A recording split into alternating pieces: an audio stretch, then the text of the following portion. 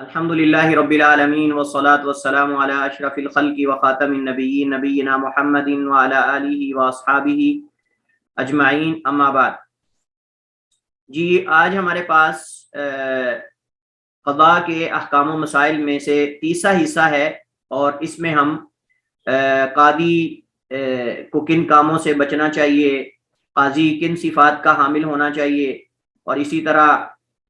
دعویٰ کسے کہتے ہیں، دعوے کی شروط کیا ہیں، اور اسی طرح کے کچھ جو ہے وہ احکام و مسائل ہم پڑھیں گے۔ اور اس کے بعد انشاءاللہ اگلا جو ہمارا لیکچر ہوگا وہ حکم سے متعلق اور فیصلے سے متعلق ہوگا، فیصلہ کیسے کرنا چاہیے اور اس کی شروط کیا ہیں اور طریقہ کار کیا ہے، یہ ساری چیزیں انشاءاللہ اس کے بعد ہم پڑھیں گے۔ فی الحال آپ سمجھ لیں کہ یہ بنیادی چیزیں ہیں، جیسا کہ ہم نے قضاء کے حوالے سے پڑھی، قاضی کے حوالے سے ہم نے کچھ شروط پڑھی تھی قاضی کی، کچھ مزید آج انشاءاللہ اس کے متعلق جو صفات ہیں، وہ صفات اس کے اندر ہونی چاہیے وہ کون سی ہیں اور کون سی نہیں ہونی چاہیے، یہ ساری چیزیں جو ہے وہ انشاءاللہ آج ہم پڑھیں گے۔ تو سب سے پہلے ہمارے پاس جو آج مسئلہ ہے وہ یہ ہے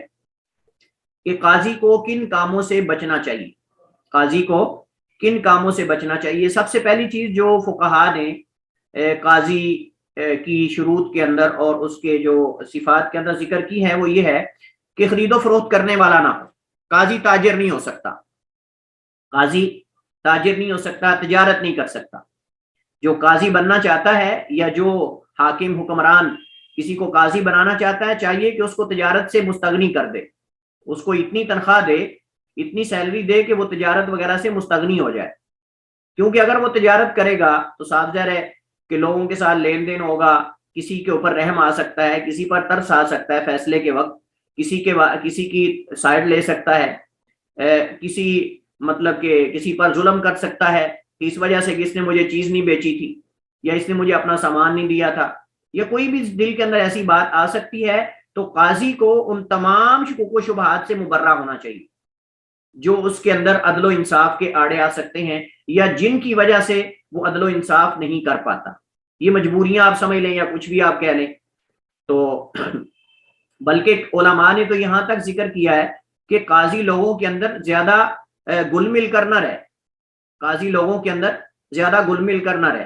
ان کی عام چھوٹی موٹی مجالس کے اندر نہ جائے، کیونکہ جب جائے گا وہاں طنز و مزاح ہوگا، یہ ساری چیزیں ہوں گی، تو اس سے قاضی کی ہیبت ختم ہو جائے گی۔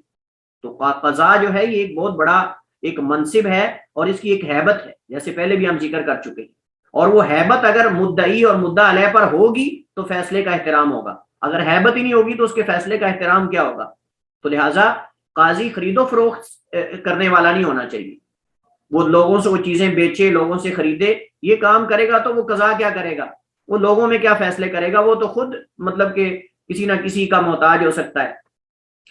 کیونکہ اس سے اس کے دل میں کسی کی محبت آ سکتی ہے، کسی کی سائڈ لے سکتا ہے۔ اور یہاں جب ہم خرید و فروخت کی بات کر رہے ہیں تو کسی بھی طرح کی تجارت مراد ہے، کوئی بھی تجارت نہ کرتا ہو، کسی بھی طرح کی تجارت نہ کرتا ہو،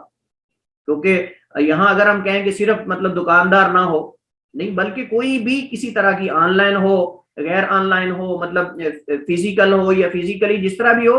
قطع نہیں ہونی چاہیے۔ نمبر 2، ہدیے قبول کرنے والا نہ ہو، ہدیے قبول کرنے والا نہ ہو۔ آپ جانتے ہیں نبی کریم علیہ تحیت و تسلیم کا واقعہ معروف ہے کہ ایک امیر اور ایک قاضی، نبی کریم علیہ السلام نے جس کو کسی علاقے کا امیر بنا کر زکوٰۃ وصول کرنے کے لیے بھیجا تھا، تو اس نے آ کر نبی علیہ السلام کو زکوٰۃ اور مال غنیمت تھا یا زکوٰۃ تھی وہ لا کر دی، تو کچھ سامان سائڈ پہ کر لیا۔ نبی کریم علیہ السلام نے فرمایا کہ یہ کیا ہے؟ کہنے لگا اللہ کے رسول، یہ لوگوں نے مجھے گفٹ دیے ہیں، یہ لوگوں نے مجھے گفٹ دیے ہیں۔ تو اللہ کے نبی علیہ السلام نے فرمایا کہ اگر تو لو کنت فی بیت امی کا اور بیت ابی کا، اگر تو اپنے باپ یا اپنی ماں کے گھر میں بیٹھا ہوتا تو کیا تجھے یہ لوگ گفٹ دیتے آ کر؟ یعنی اگر تو اپنے گھر میں ہوتا تو کیا تمہیں لوگ یہ گفٹ دیتے آ کر؟ اس کا مطلب تیرے منصب کا احترام کرتے ہوئے لوگوں نے تجھے گفٹ دیے کہ چلے ہم قاضی صاحب کو، ہم امیر صاحب کو ہم گفٹ دیتے ہیں تاکہ ہم سے زکوٰۃ کم لے، یا ہمارے بارے میں فیصلے میں تھوڑی رعایت رکھ لے یا تھوڑی نرمی کر لے۔ تو اس وجہ سے یہ ایک ایسا منصب ہے کہ اس کے اندر یہ ہدیے وغیرہ اور یہ چیزیں، بلکہ بعض علماء نے کہا کہ صرف مدعی اور مدعا علیہ سے نہیں، بلکہ کسی سے بھی نہ لے، کسی سے بھی وہ ہدایہ وغیرہ نہ لے، کیونکہ ہو سکتا ہے وہ بندہ جو اس کو گفٹ دے رہا ہے اس کا کوئی مسئلہ بننے والا ہو، کوئی کیس آنے والا ہو، پہلے ایڈوانس ہی وہ گفٹ دے رہا ہو، کیا اس سے کیا معلوم ہے؟ تو قاضی کو چاہیے کہ مدعی اور مدعا علیہ دونوں میں سے کسی ایک سے بھی ہدیہ قبول نہ کرے، کیونکہ اس سے وہ فریق مخالف کے حق میں غلط فیصلہ کر سکتا ہے، ظلم کر سکتا ہے فریق مخالف پر۔ بعض علماء نے کہا کہ قاضی کو چاہیے کہ وہ کسی سے بھی ہدیہ نہ وصول کرے، کسی سے بھی ہدیہ وصول نہ کرے، کسی سے بھی۔ نمبر 3، خلاف مروت کام سے بچے۔ خلاف مروت مطلب جو حسن اخلاق اور جو تعامل اور مطلب کہ عرف کے مطابق کام ہیں، ان جو اس کے مقام کے لائق نہیں کام وہ نہ کرے، جو اس کے مقام کے لائق نہیں وہ کام نہ کرے۔ مثلا قاضی پروقار ہو، قاضی جو ہے وہ پروقار اسے رہنا چاہیے، وقار کے ساتھ اور سنجیدگی کے ساتھ سنجیدہ ہو، یہ نہ ہو کہ کمیڈین ہو، کمیڈی کرتا ہو کہیں، مطلب کہ طنز و مزاح اور مذاکرات میں جاتا ہو، یا وہاں لوگوں میں معروف ہو طنز و مزاح کے اندر، اس کی ہیبت کیا ہوگی بھائی مدعی اور مدعا علیہ کے سامنے؟ کوئی ہیبت نہیں ہوگی۔ اگر وہ کمیڈین ہے تو جیسے آپ جانتے ہیں ان کے تو چہرے سے ہی دیکھ کر بندے کو ہنسی آ جاتی ہے، لوگ سنجیدہ کیا ہوں گے ان کے سامنے؟ تو قاضی جو ہے اس کے چہرے پر ہیبت اور وقار ہونا چاہیے، زیادہ طنز و مزاح کرنے والا، فحش گو اور متکبر نہ ہو، بےہودہ باتیں کرنے والا نہ ہو، اور ایسے کام نہ کرتا ہو جو خلاف مروت ہو۔ 8واں مسئلہ جو ہمارا قضاء کے مسائل میں سے وہ یہ ہے کہ قاضی کن صفات کا حامل ہو۔ یہ تو ہے کہ جن سے وہ بچے، لیکن کون سی خوبیاں اس کے اندر ہونی چاہیے؟ ان میں سے کچھ ہم شروط کے اندر پڑھ چکے ہیں، پچھلے لیکچر میں ہم نے جو قاضی کی شروط پڑھی تھی وہ اسی میں شامل ہیں۔ اس وجہ سے یہاں میں نے ذکر کیا ہے کہ قاضی میں مطلوب جو صفات ہیں، مطلوبہ صفات آپ کہہ سکتے ہیں، بلکہ مطلوب ٹھیک ہے کیونکہ یہ مفعول ہے۔ چلیے، قاضی میں مطلوب جو صفات دو طرح کی ہیں۔ الف، صفات واجبہ، یعنی جن کا پایا جانا لازم ہے، کمپلسری آپ کہہ سکتے ہیں، لازم، جن کے بغیر کوئی چارہ نہیں، اور یہ پہلے ہم ذکر کر چکے ہیں۔ یہ پہلے ہم گزشتہ لیکچر میں جہاں ہم نے قاضی بننے کی شروط باقاعدہ عنوان دیا ہوا تھا، تو یہ صفات واجبہ وہ ہیں۔ ہم نے کہا تھا کہ وہ عاقل ہو، بالغ ہو، آزاد ہو، غلام نہ ہو، عالم ہو، شرعی احکام سے واقف ہو، فلاں ہو فلاں ہو، یہ جو ساری ہم نے اس کی صفات بتائی تھی، شروط، یہ اصل میں صفات ہی ہیں، یہ در حقیقت صفات ہی ہیں۔ تو یہ جو قاضی بننے کی شروط ہم نے پڑھی ہیں وہ ساری صفات واجبہ ہیں جو قاضی کے اندر ہونی چاہیے، ان کے بغیر قاضی نہیں بن سکتا کوئی۔ لیکن کچھ صفات ہیں جو ایکسٹرا ہیں، جیسے پیناڈول ہے، اور پیناڈول ایکسٹرا ہوتی ہے۔ اب وہ پیناڈول لیکن ایکسٹرا کا کام کرتی ہے، مطلب یہ ہے کہ اور اس سے زیادہ، مطلب وہ ڈوز تھوڑی زیادہ ہوتی ہے، بس یہ ہے۔ تو صفات مستحبہ یعنی وہ بھی ہونی چاہیے اور اس کے ساتھ ایکسٹرا کچھ اور بھی ہونی چاہیے، افضل یہ ہے کہ یہ ہو۔ لیکن اگر ان صفات کا حامل کہیں نہ مل رہا ہو تو پھر پہلے والی تو ضرور ہونی چاہیے، یعنی یہ ہے مستحبہ کہنے کا مطلب کہ اگر اس کے اندر پہلے والی نہ ہو، مطلب کہ یہ نہ پائی جائے مستحب، تو کم از کم پہلے والی ضرور ہونی چاہیے، کم از کم پہلے والی ضرور ہونی چاہیے۔ تو جن صفات کا قاضی میں پایا جانا افضل اور مستحب ہے وہ مندرجہ ذیل ہیں۔ نمبر 1، غنی ہو، فقیر نہ ہو۔ قاضی، جج غنی ہونا چاہیے، فقیر نہیں ہونا چاہیے۔ آپ کے ذہن میں سوال اٹھے گا کہ یہ شرط کا کیا فائدہ ہے؟ اس شرط کا فائدہ ہے، اور فائدہ یہ ہے کہ اگر فقیر ہوگا تو رشوت لے گا،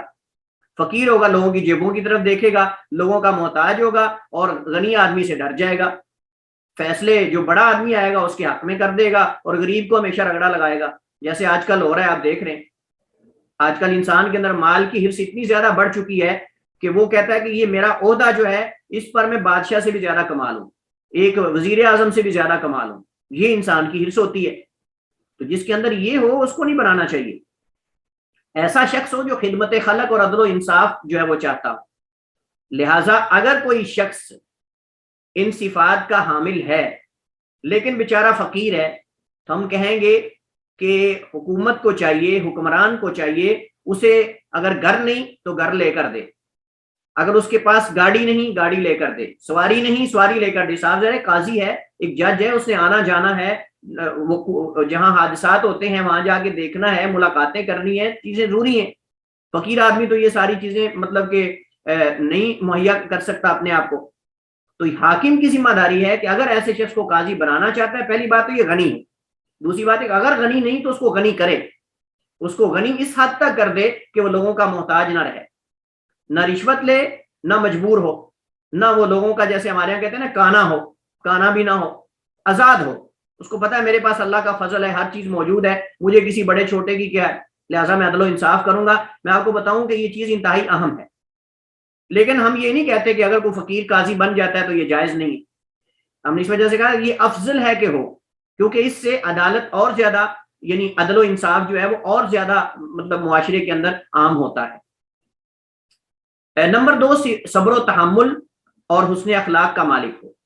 صبر و تحمل ہونا چاہیے، یہ نہیں کہ اگر مدعی تھوڑا سا اپنا دعویٰ لمبا کر دے بیان کرتے ہوئے تو غصے میں آ جائے، یا کہے کہ اب میرا صبر ختم ہو رہا ہے جلدی کرو، اتنی لمبی تم نے بات کر دی ہے، یا مدعا علیہ اگر کوئی بات تھوڑی لمبی کر دے تو کہے اب مختصر کرو۔ نہیں، اگر یہ بات ہے تو قاضی بنے کیوں ہو، یہ کوئی آسان تو کام تھوڑا ہی ہے، قاضی بنے ہو تو صبر و تحمل سے فریقین کی بات سننی پڑے گی، چاہے وہ لمبی سٹوری آپ کو سنائیں، آپ کو وہ الف لیلا بھی سناتے ہیں تو آپ کو سننی پڑے گی، وہاں قاضی بنے ہیں آپ کا آپ یہی تو مسئلہ ہے کہ دونوں کی سنو گے تو فیصلہ کرو گے، اگر دونوں کی سننی مکمل بات ہی نہیں سنو گے تو کیسے؟ نبی کریم علیہ السلام کے پاس ایک معاملہ آیا تو ایک بندے نے شارٹ کٹ واقعہ بیان کیا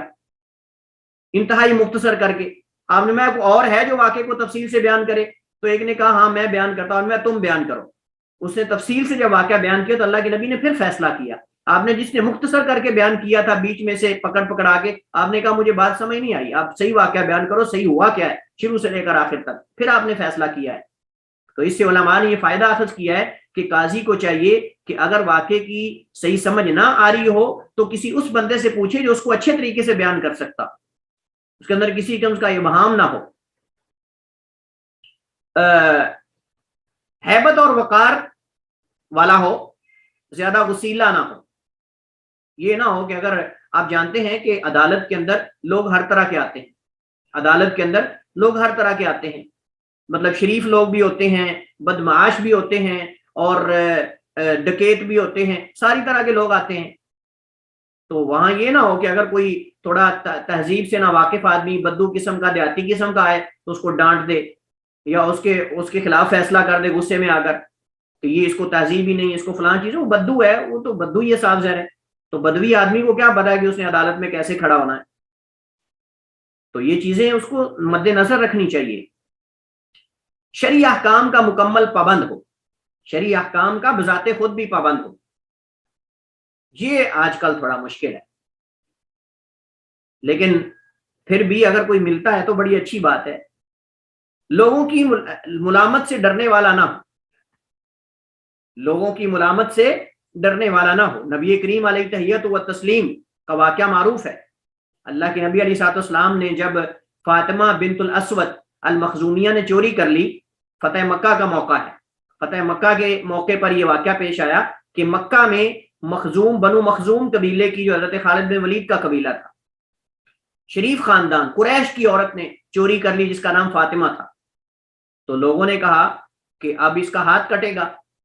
تو ہم ایسا کرتے ہیں، حضرت اسامہ کو کہتے ہیں کہ وہ اللہ کے نبی کے ہاں سفارش کر دیں،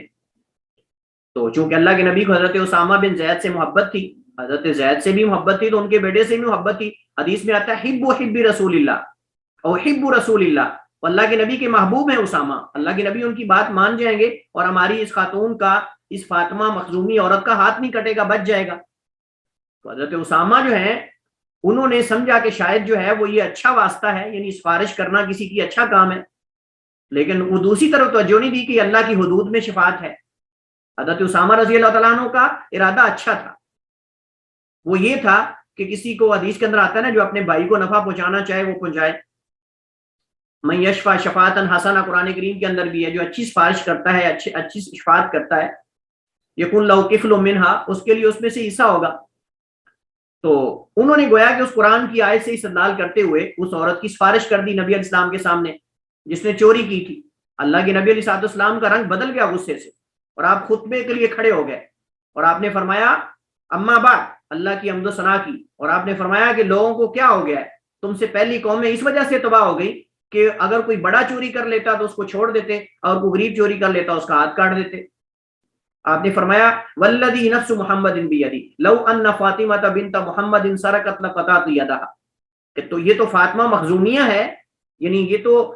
بنو مخزوم کی عورت فاطمہ ہے، اگر میں محمد کی بیٹی فاطمہ بھی چوری کر لے لقطعت یدہا، میں اس کا ہاتھ بھی کاٹ دوں گا۔ اللہ کے نبی کو یہ پرواہ نہیں تھی کہ یہ قریش کی عورت ہے، یہ بڑے خاندان کی عورت ہے، کسی ملامت سے نہیں آپ ڈرے کہ قریش والے کیا کہیں گے۔ اس کا مطلب یہ ہے کہ لوگوں کی ملامت سے ڈرنے والا نہ ہو، اللہ کا ڈر ہونا چاہیے، اور عدل و انصاف تب ہوگا۔ اگر لوگوں کا ڈر ہوگا تو ایسا قاضی، بزدل قاضی جو ہے وہ فیصلے نہیں کر سکتا کہ مجرم دھمکی دے دے میں آپ کو باہر جا کے پکڑ لوں گا، آپ سے پوچھ لوں گا ذرا، تو کہے کہ ٹھیک ہے جی آپ بری ہیں۔ اگر وہ کہے میں تمہارا گھر گرا دوں گا، کیا ٹھیک ہے جی یہ بری ہے، ایسا قاضی نہیں چلتا۔ اللہ سے ڈرنے والا ہونا چاہیے، پھر فیصلے کر سکتا ہے، وگرنہ پھر وہ یہ جو مجرم ہیں یہ تو اس کو دھمکیاں دے کر یہ اپنے حق میں فیصلے کرواتے رہیں گے، جیسا آج کل ہوتا ہے۔ افضل یہ ہے کہ اسی علاقے اور ملک سے ہو، یہ نہ ہو کہ پاکستانی افریقی کو قاضی بنا دیا جائے، کسی حبشی کو لا کے قاضی بنا دیا جائے، یا جیسے ہوا تھا ماضی میں کہ وہ شوکت عزیز صاحب جو پاکستان کے پرائم منسٹر وزیر اعظم بنائے گئے تھے، وہ سنا ہے واللہ عالم کہ وہ بعض کہتے ہیں جی وہ باہر ہی رہے ہیں، ان کو پاکستان کے اور ان چیزوں کا علم ہی نہیں، جیسے بعض لوگ کہتے ہیں۔ میں ایک مثال دے رہا ہوں، باقی واللہ عالم، لیکن میں ایک مثال دے رہا ہوں، بعض ممالک میں ہوتا ہے، مثلا جیسے انگریز نے استعمار کیا ہے، اب انگریز نے بھی تو استعمار کے دنوں میں مثلا انڈیا میں، پاکستان میں، کئی اسلامی ممالک میں قبضہ کیے رکھا ہے، اور آپ جانتے ہیں کہ اسی کے نقصانات آج علماء اور دین کو جو ہے وہ اٹھانے پڑ رہے ہیں۔ کتنا نقصان دین کا ہوا، کتنا نقصان ہمارے مدارس کا ہوا، کتنا نقصان ہمارے جو ہے وہ مذہبی طبقے کا ہوا، یہ تو آج ہمیں پتہ چل رہا ہے نا۔ اس کے بعد تو یہ اس کا بہت برا اثر ہوتا ہے۔ اور دوسری بات یہ کہ جو قاضی اپنے قوم کا ہو، اپنے علاقے کا ہو، وہ اپنی قوم کے لوگوں کو زیادہ بہتر جانتا ہے، اس کو لوگوں کے ہیلے اور ہتھ کنڈے زیادہ پتہ ہوتے ہیں کہ یہاں چور کیا ہیلے لگاتے ہیں، یہاں مطلب کاروبار کرنے والے کون سے ہیلے اختیار کرتے ہیں، اور لین دین کرنے والے اور بکاری اور یہ سب کا اس کو پتہ ہوتا ہے۔ تو اس وجہ سے وہ فیصلہ کرنا آسان ہوگا اس کے لیے۔ لیکن اگر وہ زبان ہی نہیں جانتا، اور اس طرح اگر وہ ان لوگوں کی تہذیب سے واقف ہی نہیں، تو فیصلہ کیسے کرے گا؟ لہذا جو قاضی ہے وہ افضل یہ ہے کہ اہل علاقہ میں سے کوئی ہو، کیونکہ اہل علاقہ اپنے ارد گرد کے لوگوں کے حالات، زبان، طریقہ واردات وغیرہ یہ سب بڑی اچھی طرح ان سے واقف ہوتے ہیں۔ نمبر 7، حاضر دماغ ہو، ذہین اور فطین ہو، پتہ چل جائے کہ یہ بندہ جھوٹی گواہی دے رہا ہے، یہ بندہ جھوٹا دعویٰ پیش کر رہا ہے، یہ بندہ چاتر ہے، یہ بندہ فلاں ہے۔ یہ نہ ہو کہ وہ دعویٰ کرنے والا دعویٰ کرے اور وہ خراٹے لے رہا ہو، جج صاحب، قاضی صاحب جو ہے وہ نشے میں ہوں، دھت ہوں، یا ان کا دماغ ہی نہ کام کرتا ہو، کند ذہن ہوں، ہاں کیا کہا ہے، دوبارہ ذرا بات کرو، مجھے سمجھ نہیں آئی، اس کو دماغ میں چیزیں داخل کرنی پڑیں، تو ایسا قاضی کیا فیصلے کرے گا؟ انتہائی تیز ذہین اور فطین ہونا چاہیے قاضی، کہ جو ذہانت سے ہی مجرم کو پہچان جائے، اور ایسے قاضی رہے ہیں، ایسے قاضی رہے ہیں۔ اور میں آپ کو بتاؤں، حضرت عمر کا ایک واقعہ آپ کو بتاتا ہوں، اور پہلے میں آپ کے سامنے شاید ذکر بھی کیا ہے۔ حضرت عمر رضی اللہ تعالیٰ عنہ کے سامنے ایک چور لایا گیا رضی اللہ تعالیٰ عنہ۔ جب چور کا ہاتھ کاٹنے لگے تو چور پتہ ہے کیا کہتا ہے؟ چور کہتا ہے امیر المومنین، آپ اس جرم پہ میرا ہاتھ کاٹ رہے ہیں جو اللہ نے تقدیر میں لکھا ہوا تھا، جو آپ نے تقدیر میں لکھا ہوا تھا اللہ تعالیٰ نے، آپ مجھے میرا اس پہ ہاتھ کاٹ رہے ہو، تو گویا کہ آپ تقدیر میں جو فیصلے ہو چکے ہیں اس پر میرا مواخذہ کر رہے ہو۔ آپ مجھے بتائیں آج کل کا وہ قاضی جج ہوتا تو کہتا ہے ہاں ویسے بات آپ کی بڑی ٹھیک ہے، واقعی تقدیر میں لکھا ہوا تھا، جاؤ چلے جاؤ۔ لیکن حضرت عمر نے فوراً حاضر دماغی اور ذہانت کو استعمال کرتے ہوئے اس کو کیا جواب دیا؟ فرمایا کہ تیرا ہاتھ کاٹیں گے ہم، تیرا ہاتھ کاٹنا بھی تقدیر میں لکھا ہوا، اگر یہ نہ لکھا ہوتا تو پکڑا ہی نہ جاتا، تو آپ نے میں اس کا ہاتھ کاٹو۔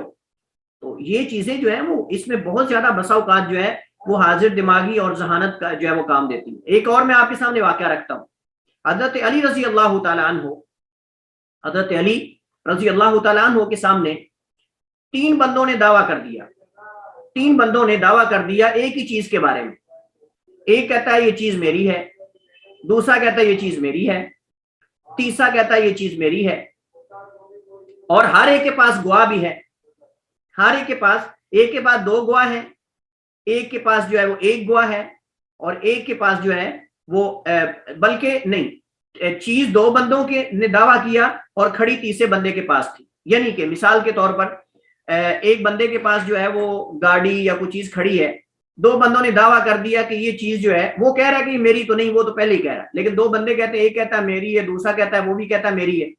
اب اس کے پاس دو گواہ ہیں، ایک کے پاس جو ہے وہ تین گواہ ہیں، ایک کے پاس دو ہیں، ایک کے پاس تین ہیں. حضرت علی کے ساتھ بھی ایسا ہی واقعہ پیش آیا کہ ایک چیز کے بارے میں دو بندوں نے دعویٰ کر دیا، ایک کہتا ہے یہ میری ہے، دوسرا کہتا ہے میری ہے، اور ایک کے پاس تین گواہ ہیں، دوسرے کے پاس دو گواہ ہیں. آپ جانتے ہیں کہ اصل تو گواہ ہی ہونی چاہیے. تو جب گواہ موجود ہیں، ابھی صورت میں آپ یہ نہیں کہہ سکتے کہ آپ جھوٹے ہو، آپ سچے ہو. اب آپ کو فیصلہ اس کے مطابق کرنا ہوگا. حضرت علی نے ذہانت استعمال کرتے ہوئے فیصلہ کیسے کیا؟ حضرت علی نے چیز کو بیچ دیا. حضرت علی رضی اللہ تعالیٰ عنہ نے اس چیز کو بیچ دیا. بیچنے کے بعد اس کے 5 حصے کر دیے، اس کے 5 حصے کر دیے. 3 حصے اس کو دے دیے جس کے پاس 3 گواہ تھے، اور 2 حصے اس کو دے دیے جس کے پاس 2 گواہ تھے. کیسا فیصلہ ہے؟ تو مطلب یہ ہے کہ اس طرح کی بھی صورتحال پیش آ سکتی ہے. تو اگر قاضی سست ہو اور نشئی ہو اور غافل ہو اور کند ذہن ہو تو وہ اس طرح کے فیصلے کیسے کر سکتا ہے؟ تو لہٰذا قاضی حاضر دماغ، ذہین، فطین ہونا چاہیے، کند ذہن، سست بے وقوف نہیں ہونا چاہیے. اور 8واں جو خوبی ہونی چاہیے قاضی کے اندر، وہ یہ ہے کہ نسب کے اعتبار سے معروف ہو، معروف النسب ہو. کہیں گرا ہوا، کہیں مطلب یتیم خانے سے، یہ لوگوں کیا معروف نہ ہو کہ یہ بندہ تو اس کو اٹھا کے لایا گیا تھا، یا اس بندے کو تو یتیم خانے سے لایا گیا تھا، یہ تو نعوذ باللہ حرامی ہے، یہ تو فلاں ہے. یعنی لوگوں کے یہاں بعض اس کے بارے میں ایسی چیزیں معروف ہو جاتی ہیں، تو اس کو اگر آپ عدالت میں لے جا کے بٹھا دیں گے فیصلوں کے لیے، اس کی ہیبت ہی نہیں رہے گی، اس سے عدالت کی ہیبت ختم ہو جائے گی. ہاں شرعی اعتبار سے حرج نہیں، ہم یہ نہیں کہتے کہ ایسا شخص، اس کا کیا قصور ہے بیچارے کا، لیکن بات یہ کہ یہاں اصل میں عدالت کی ہیبت کو بھی تو باقی رکھنا ہے. عدالت کی ہیبت کو باقی رکھنا ہے تو معروف و نسب آدمی ہونا چاہیے، جس کا نسب خاندان معروف ہو. کوئی ایسا شخص نہ ہو جس کے خاندان کا ہی نہ پتا ہو تو یہ کہاں سے کدھر سے آیا ہے. نمبر 9، اس پر پہلے کوئی شرعی حد نہ لگی ہو. اس پر پہلے کوئی شرعی حد نہ لگی ہو. یہ نہ ہو کہ پہلے اس پر بھی کئی حدیں لگ چکی ہوں، اب اس کو قاضی بنا دیا جائے. لوگ کل کو کہیں گے مجرم تو بھی تو کل تجھے بھی تو کوڑے لگے ہیں، تیرا بھی تو ہاتھ کٹا ہوا ہے، تو نے شراب پی تھی تجھے کوڑے لگے ہیں، تو نے چوری کی تھی تیرے ہاتھ کٹا ہوا ہے، یا تو نے فلاں جرم کیا تھا تجھے بھی تو 1 سال قید ہوئی ہے. مجھے بتائیں قیدی کو اٹھا کے اگر آپ جج لگا دیں، قاضی لگا دیں، تو لوگ اس کے فیصلوں کو تسلیم کریں گے؟ اس کی ہیبت رہے گی؟ کوئی ہیبت نہیں رہے گی. تو اس پر پہلے کوئی حد نہ لگی ہو، اس پر پہلے کوئی حد نہ لگی ہو. یہاں ایک اور مسئلہ ہے، وہ یہ ہے کہ دعویٰ اور اس کی قبولیت کی شروط. دعویٰ کسے کہتے ہیں اور کون سا دعویٰ جو ہے وہ مقبول ہوتا ہے، کون سا دعویٰ نہیں کہلاتا؟ تو سب سے پہلی بات تو یہ ہے کہ دعوے سے مراد وہ قول ہے جو قاضی کے سامنے مدعی سے صادر ہوتا ہے.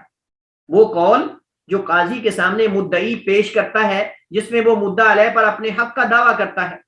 قاضی سے اسے دلوانے کا مطالبہ کرتا ہے، اس کو دعویٰ کہتے ہیں. قول ہے، قاضی کے سامنے جا کر رکھتا ہے اور مدعا علیہ پر وہ حق کا دعویٰ کر کے قاضی سے یہ مطالبہ کرتا ہے کہ مجھے اس سے میرا حق دلواؤ. یہ دعویٰ ہے پورا. یہ کیا ہے؟ دعویٰ ہے. اور ہم نے یہ پہلے بھی میں نے ذکر کیا تھا کہ جو قضا ہوتی ہے اس کے اندر دعویٰ ہے، مدعی ہے، مدعا علیہ ہے اور قاضی ہے، اور مدعا بھی جس کے بارے میں دعویٰ ہے وہ حق ہے، وہ معلوم ہونا چاہیے، جیسے ہم پہلے یہ چیزیں پڑھ چکے ہیں. دعویٰ کی شروط کیا ہیں؟ کون سا دعویٰ کہلائے گا؟ نمبر 1، مدعی اور مدعا علیہ دونوں عاقل ہوں، یعنی دعویٰ کرنے والا اور مدعا علیہ دونوں عاقل ہوں، اور پھر دعویٰ ثابت ہوگا. ٹھیک ہے؟ اگر ایک بندہ مدعی کسی پاگل پر آ کے دعویٰ کر دیتا ہے، اب وہ بندہ یا بچہ بالکل ہے، اب وہ ہو سکتا ہے اس کا دعویٰ صحیح نہ ہو. تو اس وجہ سے مدعی اور مدعا علیہ دونوں عاقل، اور مدعی کا حق معلوم اور قاضی کی ولایت میں ہو، یعنی وہ فیصلہ قاضی کے اختیار میں ہو. اگر ایک قاضی کے اختیار میں وہ فیصلہ ہے ہی نہیں، وہ کسی بڑی عدالت کا فیصلہ ہے، تو وہ قاضی کے سامنے دعویٰ کرے گا بھی تو وہ دعویٰ نہیں. تو ایک تو یہ ہے کہ جس حق کے بارے میں وہ دعویٰ کر رہا ہے وہ حق معلوم ہو، غیر معلوم نہ ہو. اور دوسرا یہ کہ قاضی کی ولایت میں ہو، یعنی قاضی کے اختیار میں ہو. یہ نہ ہو کہ اس کا مسئلہ کسی اور عدالت سے متعلقہ ہے تو وہ آگے کسی اور عدالت کے اندر پیش کر رہا ہے. اس پر شرعی احکام جاری ہوتے ہیں، اس پر شرعی احکام جاری ہوتے ہوں، یہ نہ ہو کہ شرعی احکام اس پر جاری نہ ہوتے ہوں۔ نمبر 3، مدعا بہی، یا دعویٰ میں کوئی مستحیل چیز نہ ہو۔ مدعی یعنی جس چیز کا دعویٰ کر رہا ہے وہ، مدعا بہی یا دعویٰ میں کوئی مستحیل ناممکن چیز نہ ہو۔ یعنی دعوے میں ناممکن چیز کیا ہو سکتی ہے؟ امپوسیبل۔ مثلا کوئی آدمی دعویٰ کر دے فلاں میرا بیٹا ہے، فلاں میرا بیٹا، حالانکہ وہ اس سے 20 سال بڑا ہے، حالانکہ عمر میں وہ اس سے 20 سال بڑا ہے۔ مجھے بتائیں کہ کیا یہ ممکن ہے؟ یہ ممکن ہے کہ 100 سال کا بابا، 100 سال کا بابا اس کے بارے میں کوئی دعویٰ کر دے کہ یہ میرا بیٹا ہے؟ یعنی وہ خود 50 سال کا ہے اور 100 سال کے بابے کے بارے میں دعویٰ کر دے کہ یہ میرا بیٹا ہے، تو کیا یہ دعویٰ چل جائے گا؟ نہیں، یہ ناممکن، امپوسیبل ہے۔ اسی طرح مثلا کوئی فقیر آدمی جس نے کبھی زندگی میں لاکھ روپیہ نہیں دیکھا، لیکن میں نے بریکٹ میں لکھا ہے جو کہ بکاری نہ ہو۔ اگر بکاری ہے تو آج کل ان سے تو کروڑوں روپے بھی نکل سکتے ہیں۔ تو فقیر آدمی دعویٰ کرے کہ میں نے فلاں شخص کو 2 کروڑ روپیہ بطور قرض دیا ہے، عدالت میں آ کے اگر دعویٰ کر دے ایک فقیر آدمی اور اس زندگی میں کبھی لاکھ بھی نہیں دیکھا، تو یہ ایک ایسا دعویٰ ہے جو مستحیل ہے، یہ ایک ایسا دعویٰ ہے جو ناممکن اور امپوسیبل ہے۔ ہو ہی نہیں سکتا کہ ایک فقیر آدمی 2 کروڑ روپیہ کسی کو قرض دے، لیکن بکاری نہ ہو۔ اگر بکاری ہے تو اس سے 4 کروڑ بھی نکل سکتا ہے۔ اور یہ بات بڑی جو ہے وہ حیرانگی والی ہے کہ گزشتہ دنوں میں ایک ویڈیو کلپ میں نے دیکھا، اس کے اندر ایک بکاری کو پکڑا گیا، اس کے کپڑوں کے اندر، اس کی پینٹ کے اندر اتنے پیسے، 1000 5000 کے، اور یعنی کہ جیسے پورا بینک ہی چلتا پھرتا بینک ہے، اور بعض کے بینک اکاؤنٹ بھرے ہوتے ہیں۔ یہ بہت جو پیشہ ور بکاری ہوتے ہیں، یہ شکل سے لگتا ہے کہ جیسے بیچارے آج ہی مر رہے ہیں۔ کہتے ہیں جی ہمیں جو مالک مکان ہے وہ آج رات کو نکال دے گا اگر ہم نے اس کا مطلب کہ رینٹ جمع نہ کروایا، تو مالک مکان آج ہی ہمیں نکال دے گا، ہم بڑے مجبور ہیں، میری بیوی کا آپریٹ ہے اور اس پہ اتنے لاکھ ڈاکٹروں نے مانگا ہے اور وہ ہم جمع کر رہے ہیں۔ اور کہا جاتا ہے کہ بعض علاقوں میں باقاعدہ یہ اکٹھے پورے محلے کے اندر رہتے ہیں، یعنی پورا محلہ ہی بکاریوں کا۔ اگر کوئی تصدیق کے لیے جاتا ہے نا تو اس کو کہتے ہیں ہاں واقعی اس کا مسئلہ ہے، اس کی تصدیق وہ کیدا کرتے ہیں، اکٹھے ہی رہتے ہیں ایک جگہ۔ اگر کوئی تصدیق کے لیے بھی جائے تو سارے اس کا دفاع کرتے ہیں، ہاں نہیں واقعی اس کا مسئلہ ہے۔ اللہ المستعان۔ دعویٰ سے مدعا علیہ پر کوئی حکم ثابت ہوتا ہو، اگر ثابت ہی نہیں ہوتا تو دعویٰ ہی نہیں۔ لہٰذا اگر کوئی فقیر اپنے محلے کے غنی شخص پر دعویٰ کر دے کہ یہ مجھے اپنے مال میں سے 1 لاکھ روپیہ نہیں دیتا، یعنی اس کا مطلب یہ ہے کہ دعویٰ ایسا ہو کہ مدعا علیہ پر اثر پڑتا ہو۔ اگر مدعا علیہ پر اثر ہی نہیں پڑتا تو وہ دعویٰ ہی نہیں۔ مثلا مثال کے طور پر ایک محلے کا آدمی آ کر، فقیر آدمی، عدالت میں کیس کر دے کہ ہمارے جو علاقے کا جو MNA ہے، MPA ہے، یا مطلب ویسے ہی کوئی غنی آدمی جو ہے وہ مجھے 1 لاکھ روپیہ نہیں دے رہا، وہ مجھے 1 لاکھ روپیہ نہیں دے رہا اپنے مال میں سے۔ یہ نہیں کہ وہ کہے کہ میں نے قرض لینا ہے، ویسے کہہ دے کہ مجھے اپنے مال میں سے 1 لاکھ روپیہ نہیں دے رہا۔ ہاں البتہ اگر وہ زکوٰۃ کا ذمہ دار ہے، زکوٰۃ کمیٹی کا، تو یہ مسئلہ بن، عام غنی کی ہم بات کرتے ہیں، ہم MP MNA کو چھوڑتے ہیں۔ ہم مثال میں کہتے ہیں کوئی بندہ اپنے محلے کے غنی آدمی کے بارے میں عدالت میں آ کے یہ دعویٰ کر دیتا ہے کہ یہ مجھے 1 لاکھ روپیہ نہیں دے رہا اپنے مال میں سے، تو مجھے بتائیں یہ دعویٰ ثابت ہوگا؟ بھائی اس کا مال ہے، وہ چاہے دے چاہے نہ دے، آپ اس میں کیا دعویٰ؟ تو یہ دعویٰ نہیں ہوگا۔ تو دعویٰ کرنے سے مدعا علیہ پر کوئی اثر پڑتا، اگر اثر ہی نہیں پڑتا تو یہ دعویٰ کیسا ہے؟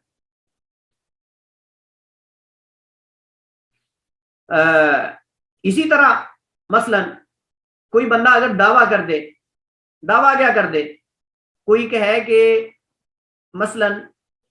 اس بندے نے فلاں چیز مجھ سے ادھار لی، فلاں چیز مجھ سے ادھار لی،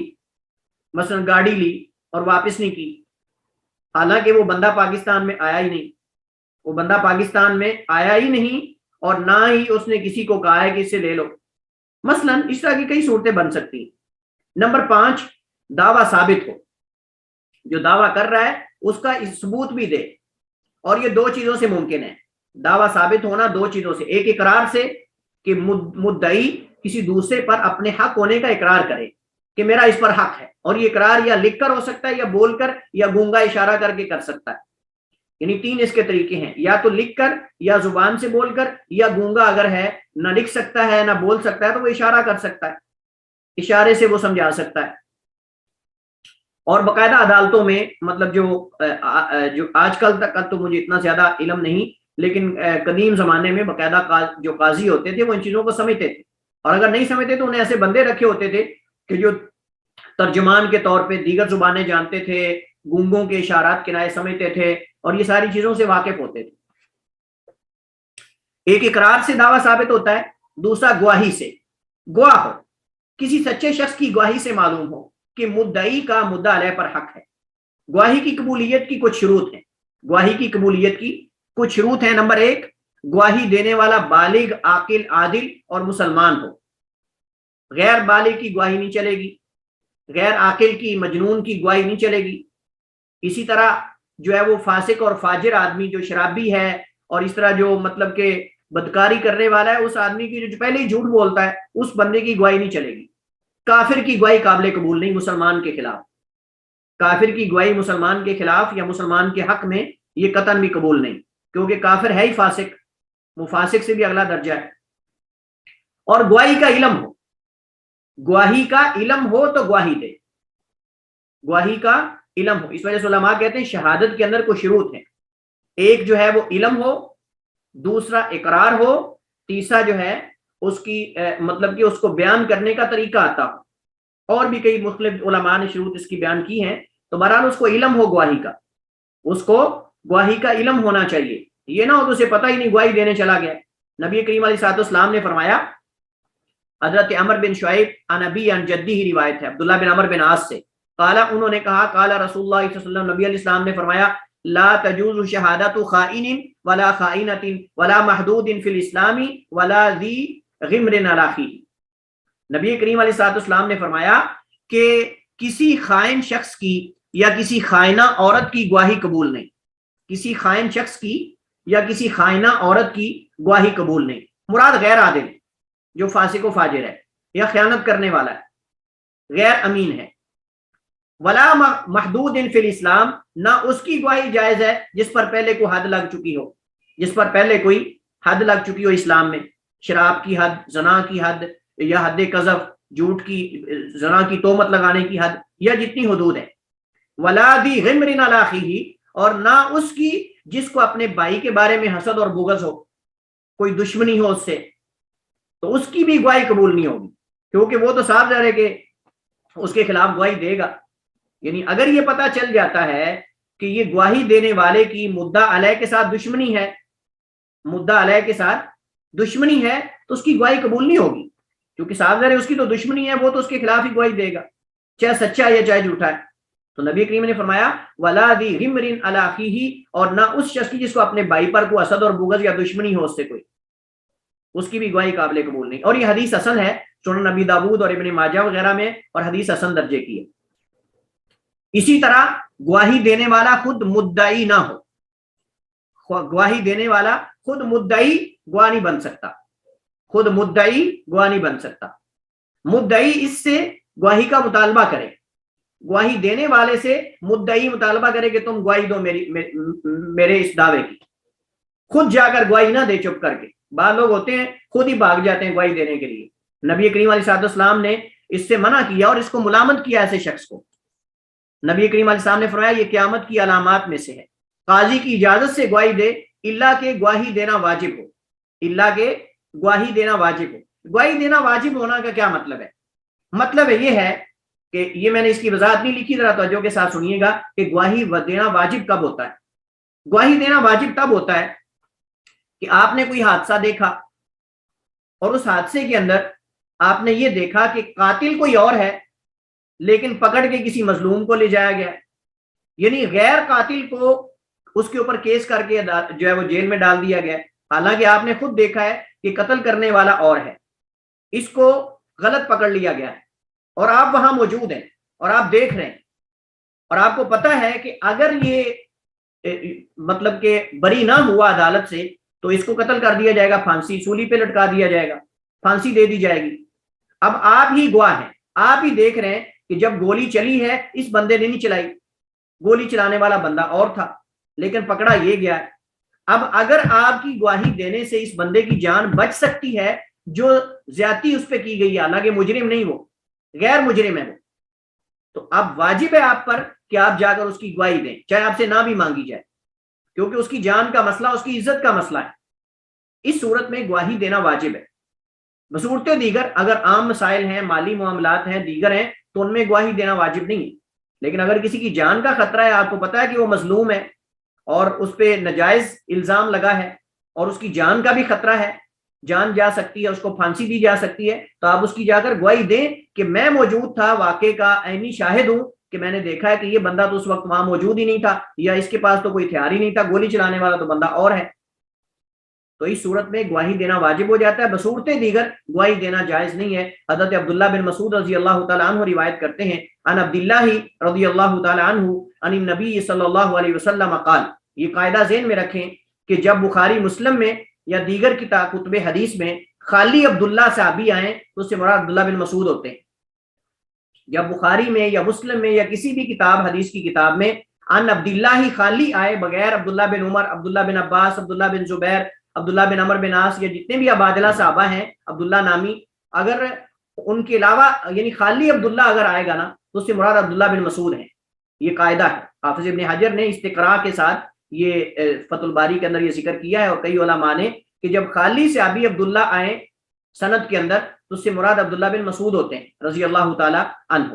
عن عبداللہ رضی اللہ تعالیٰ عنہ، عبداللہ بن مسعود رضی اللہ تعالیٰ عنہ روایت کرتے ہیں نبی کریم علیہ السلام سے، قال، آپ نے فرمایا، خیر الناس قرنی، لوگوں میں سب سے بہترین صدی میری صدی، بہترین زمانہ میرا ہے، ثم الذین یلونہم، پھر جو میرے صحابہ کے بعد دوسرے آنے والے لوگ ہیں، ثم الذین یلونہم، پھر جو ان کے بعد آنے والے ہیں، ثم یجیء قوم یا اقوام، پھر کچھ ایسی قومیں آئیں گی، تسبق شہادت احدہم یمینہ، ان کی گواہی ان کی قسم سے آگے سبقت لے جائے گی، یا ان کی قسم ان کی شہادت سے آگے سبقت لے جائے گی۔ مطلب یہ ہے کہ ان کی قسم کا اعتبار نہیں ہوگا تو گواہی دینے چلے جائیں گے، اور گواہی کا اعتبار نہیں ہوگا تو پہلے قسمیں اٹھائیں گے، یعنی خالی ان کی گواہی بھی لوگ قبول نہیں کریں گے، اس قدر جھوٹ عام ہو جائے گا کہ لوگ ان کی گواہی کا اعتبار ہی نہیں کریں گے، ان کو قسمیں اٹھانی پڑیں گی اپنی گواہی کو منوانے کے لیے۔ اور یہ نبی علیہ السلام نے فرمایا کہ یہ ہمارے بعد ہے، اور علماء کہتے ہیں کہ ہم نے یہ زمانہ دیکھا ہے، ہم نے یہ زمانہ دیکھا ہے جب خوارج، جب یہ معتزلہ، جب یہ شیعہ اور یہ رافضہ اور یہ بدترین لوگ جو ہیں یہ امت کے یہ ظاہر ہوئے، جنہوں نے اولیاء پر، صالحین پر اور آل بیت کے لوگوں پر الزام تراشیاں کی، انہیں الوہیت کے مرتبے پر فائز کر دیا، ان کی طرف باتیں گڑھ کے منسوب کی، ائمہ کی طرف باتیں گڑھ کے منسوب کی۔ ائمہ نے یہ بات ذکر کی ہے کہ ہم نے یہ زمانہ دیکھا ہے، ہم نے یہ زمانہ دیکھا ہے کہ گواہی دینے والا اپنی گواہی کو پیش کرنے سے پہلے قسم اٹھاتا تھا، تب اس کا اعتبار کیا جاتا تھا، چونکہ جھوٹ عام ہو گیا، اور جیسے پہلے سچائی اور امانت داری غالب تھی جھوٹ اور فراڈ پر، ایسے جھوٹ اور فراڈ اور جو دھوکہ ہے یہ سچائی اور امانت پہ غالب آ گیا، تو تب لوگ جو ہے اپنی گواہی کو منوانے کے لیے پہلے قسم اٹھاتے تھے، یا اپنی قسم کا اعتبار کرنے کے لیے پہلے گواہ لے کر آتے تھے۔ تو یہ علامات قیامت میں سے سمجھ لیں آپ، یا یعنی نبی علیہ السلام کی جو پیشین گوئی آپ نے کی ہے، اس چیز کے اندر اس چیز کا جو ہے وہ بیان یہاں موجود ہے۔ تو اس سے یہ پتہ چلتا ہے کہ خود جا کر تسبیق شہادت احدہم یمینہ، مطلب وہ پہلے گواہی مانگی نہیں جاتی، پہلے ان کو جا کے گواہی دینے پہنچ جاتے ہیں، اور بعض حدیث کے اندر آتا ہے کہ گواہی طلب کرنے سے پہلے گواہی دیتے ہیں۔ اسی طرح گواہی دینے کے الفاظ استعمال کریں، گواہی دینے والے کے لیے لازم ہے کہ گواہی کے الفاظ کہ میں گواہی دیتا ہوں، میں عینی شاہد ہوں، میں گواہی دیتا ہوں، اشہدو، اس طرح کے الفاظ کہیں، یہ نہ کہے کہ مجھے علم ہے، مجھے علم ہے، مجھے معلوم ہے، یہ نہ کہے، کیونکہ ہو سکتا ہے معلوم کسی کے ذریعے ہوا ہو۔ جب وہ کہے گا نا اشہدو، میں گواہی دیتا ہوں یا میں عینی شاہد ہوں، اس کا مطلب اس نے خود دیکھا ہے، یہ نہیں کہ کسی سنی سنائی بات کر رہا ہے۔ تو یہ ہم نے کہا علم ہونا ضروری ہے، تو اس وجہ سے اگر وہ ذاتی استنباط اپنا کر رہا ہے یا اجتہاد کر رہا ہے تو بلکہ جو چیز بتائے دیکھی وہ بتائے، گواہی صریح اور واضح الفاظ میں ہو، کسی قسم کا ابہام نہیں ہونا چاہیے گواہی کے اندر، جو سنا اور دیکھا ہو وہی بتائے، اپنے اجتہاد سے کام نہ لے،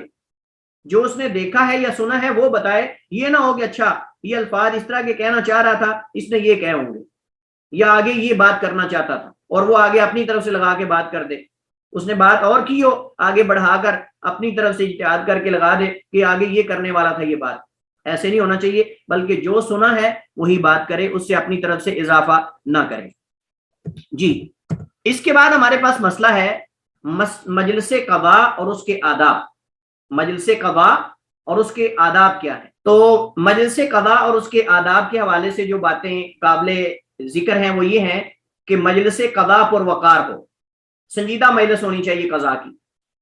وہاں مذاق, طنز و مزاح اور ہوکے شوکے اور یہ ساری چیزیں نہیں ہونی چاہیے. وہاں سنجیدہ ہونی چاہیے. کسی شور و غل والی جگہ پہ مجلس نہیں ہونی چاہیے عدالت کہ وہاں ٹیں پیں اس طرح کی آوازیں, بسیں, گاڑیاں, کہ وہ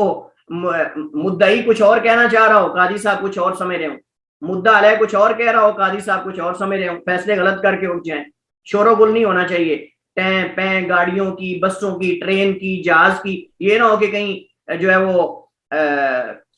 ایئرپورٹ کے قریب کہیں عدالت بنا لی جائے. جب جہاز اڑے فوراً پتہ ہی نہ چلے کیا ہو رہا ہے. تو سنجیدگی ہو اور شور و غل سے دور جگہ ہو. مجلس کسی ایسی جگہ ہو جہاں فریقین کی بات کو برابر سنا جا سکے. یہ نہ ہو کہ مدعی کو اونچا کھڑا کر دیا جائے اور مدعا علیہ کو کہیں نیچے جا کے کسی جگہ کھڑا کر دیا جائے کہ جہاں اس کی آواز بھی نہ آگے پہنچ پائے, تو خالی مدعی کی سن کر مدعا علیہ کے خلاف فیصلہ کر کے سیدھا قاضی صاحب اپنے گھر پہنچ جائیں. تو ایسی جگہ پہ دونوں کو کھڑا کیا جائے. مجلس ایسی جگہ ہو جہاں دونوں برابر ہوں اور دونوں کی بات پہنچ رہی ہو, دونوں میں سے کوئی ایک دوسرے پر حملہ نہ کر سکے. ایسی جگہ عدالت ایسی بنائی جائے کہ ہر ایک کو کنٹرول میں رکھا جائے. یہ نہ ہو کہ ایک دوسرے پہ جوتے برسنے لگ جائے وہیں اور وہاں اس طرح کے معاملات, بلکہ وہاں باقاعدہ عدالت کے, اصل میں ٹائم ہمارے پاس کم ہے, وگرنہ عدالت کے جو لوازمات ہیں, جو چیزیں لازم ہیں عدالت کے اندر, وہ بھی ہے. ایک حاجب ہو, ایک دربان ہو, ایک سیکٹری ہو, ایک لکھنے والا ہو, کاتب جس کو کہتے ہیں, کاتب القاضی, باقاعدہ عہدہ ہے سعودی عرب کے اندر, یہ عہدہ ہے باقاعدہ کاتب القاضی. میرے ایک دوست ہیں, وہ ابھی ماضی کے اندر وہاں ایگزیبیشن میں میرے ساتھ مدینہ میں کام کرتے تھے, اور وہ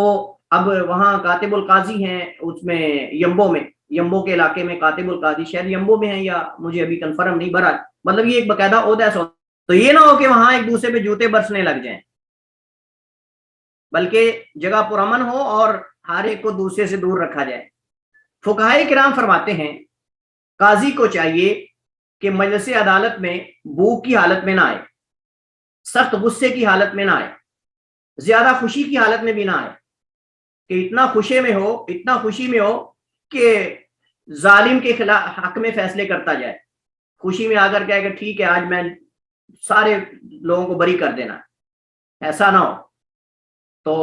بھوک کی حالت میں عدالت میں نہ آئے فیصلے کرنے کے لیے, سخت غصے کی حالت میں کہیں گھر بیوی وغیرہ سے لڑ کے یہ نہ ہو کہ عدالت میں آ جائے اور آگے خیر نہ ہو مجرموں کی بھی, اور مطلب مجرم ہے یا نہ ہے جو بھی ہے ہر ایک کو مجرم بنایا جا رہا ہے غصے میں آ کے, اور اگر خوشی میں ہے تو ہر ایک کو بری کیے جا رہا ہے. یہ نہ ہو. یہ باقاعدہ یہ عدالت کے آداب ہیں. تو نہ زیادہ بھوک کی حالت میں آئے کہ وہاں مجرموں کو کاٹنا ہی شروع کر دے, یا کھانے میں ہی توجہ رہے اس کی, یا پیچھے ہی توجہ رہے کہ آج کیا پک رہا ہے. تو نماز جائز نہیں ہے, کھانا موجود ہو تو یہ تو فیصلہ ہے کہ انتہائی اہم چیز ہے. تو سخت غصے میں نہ ہو اور اسی طرح زیادہ خوشی میں نہ ہو,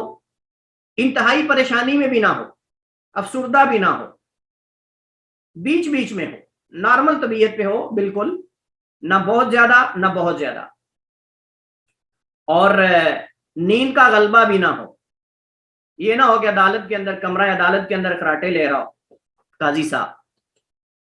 اور اٹھ کے کہے ہاں ٹھیک ہے جو آپ نے کہا بالکل ٹھیک ہے.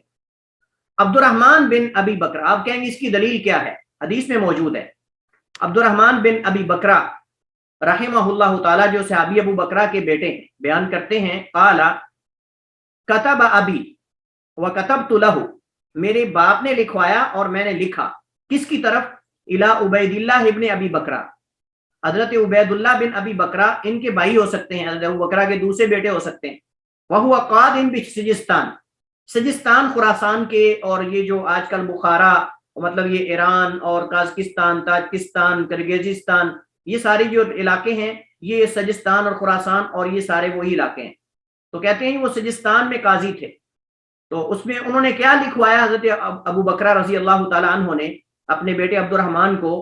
کیا لکھوا کر بھیجا عبید اللہ کو، اس میں تھا اللہ تحکم بین اثنین وانت غضبان، کہ دو بندوں میں اس حالت میں فیصلہ نہ کر جب تو غصے میں ہو، تو غصے کی حالت میں دو کے درمیان فیصلہ نہیں کرنا۔ فإنی سمعت رسول اللہ صلی اللہ علیہ وسلم، کہ بے شک میں نے رسول کریم علیہ السلام سے سنا، یقول آپ فرما رہے تھے لا یحکم احد بین اثنین وہو غضبان، کہ تم میں سے کوئی بھی دو کے درمیان اس حال میں فیصلہ نہ کرے، وہو واو حالیہ ہے، اس حال میں کہ وہ غضبان ہو یعنی غصے سے بھرا ہوا۔ اور یہ بات ذہن میں رکھیں، غضبان کے وزن پر، فعلان کے وزن پہ جتنے بھی صیغے آتے ہیں، جو بھی لفظ آتا ہے اس میں کثرت اور بھرنے کا مادہ پایا جاتا ہے، یعنی اس میں کثرت کا معنی پایا جاتا ہے اور بھر جانے کا۔ جیسے ہم کہتے ہیں نا کوب ملآن، کأس ملآن، رجل شبعان، رجل ظمآن۔ رجل شبعان بہت زیادہ پیٹ بھر کے کھانے والا، بھرا ہوا پیٹ، ظمآن بہت زیادہ پیاسا، رجل غضبان بہت زیادہ غصے سے بھرا ہوا۔ یعنی جو بھی فعلان کے وزن پر صیغہ آئے گا یا لفظ آئے گا اس کے اندر بھرنے اور کثرت کا معنی پایا جائے گا، یعنی غضبان کا مطلب غصے سے بھرا ہوا، اس حال میں نہ فیصلہ کرے۔ تو اس پر آپ باقی جو آداب ہیں وہ بھی قیاس کر سکتے ہیں۔ صاف ظاہر ہے کہ جب غصے کی حالت میں نہیں کر سکتا تو زیادہ خوشی کے اندر بھی نہیں کر سکتا۔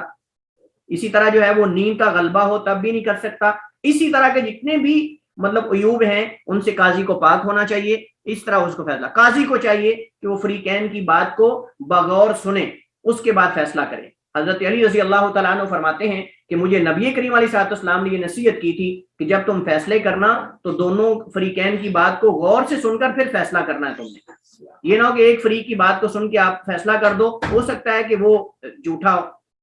تو فریقین کی بات سننے کے بعد جو ہے وہ فیصلہ ہوگا، اس کے بغیر نہیں ہوگا۔ اس کے بعد علاوہ دیگر جو فیصلے کرنے کے طریقے ہیں، شروط ہیں اور دیگر احکام ہیں، انشاءاللہ اگلے لیکچر میں ہم پڑھیں گے۔ اسی پر اکتفا کرتے ہیں۔ واللہ تعالی اعلم واحکم، وصلی اللہ وسلم علی نبینا محمد وعلی آلہ وصحبہ وسلم۔